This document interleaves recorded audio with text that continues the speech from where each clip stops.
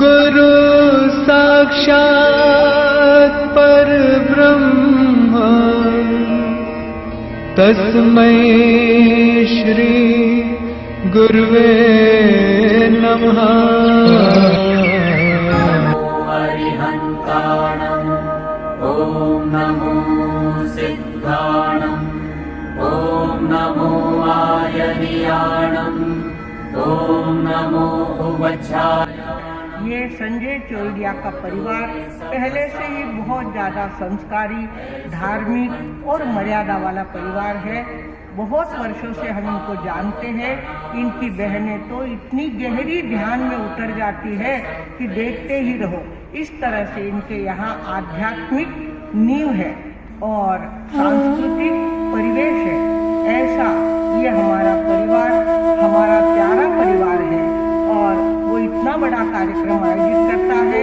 और खास तौर पर उसने ये जो कॉलेज का प्रीमाइसेस तैयार किया है अपने बलबूते पर, अपने बुद्धि से जो इतना बड़ा प्रीमाइसेस खड़ा किया है, ये भी अपने आप में बहुत बहुत बड़ी बात है।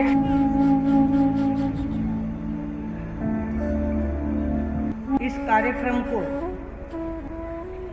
देखने का अवसर हमें प्राप्त हुआ है, मतलब हमने ही प्राप्त करके लिया है। हमारे संजय चोरडिया ने तो न जाने कितने वर्षों से ये भाव रखे थे कि एक बार आप हमारे यहाँ पधारिए, एक बार हमारे यहाँ पधारिए, पर हमसे आना हो नहीं रहा था।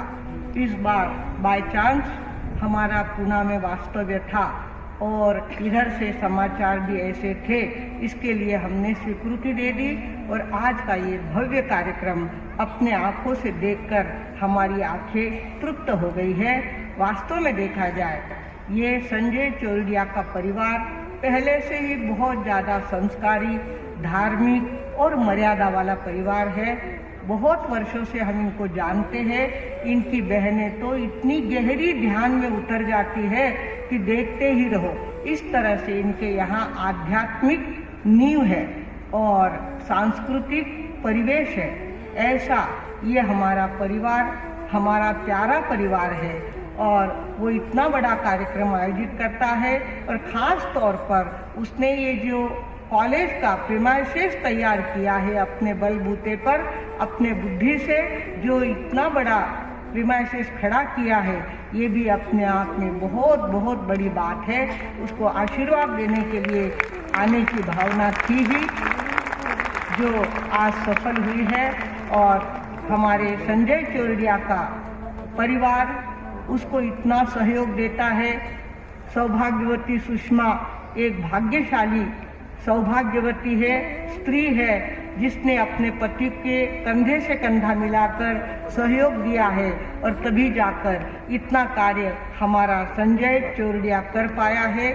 आज उसके काम को देखकर हम अंतर से बहुत ज़्यादा प्रसन्न हैं। वैसे देखा जाए तो हमें ये अवार्ड लेना या गिफ्ट लेना ये हमारे कायदे में नहीं बैठता। मैंने लिख के दिया कि प्लीज़ हमारे सामने ऐसी कोई चीज़ मत लाना जो हम इनकार कर सके, हम नहीं ले सके। तो फिर भी उसका मन नहीं मान रहा है। अगर लिया भी फॉर्मल तो वापिस हम उसको लौटा देंगे और हम अपने पास नहीं रखेंगे।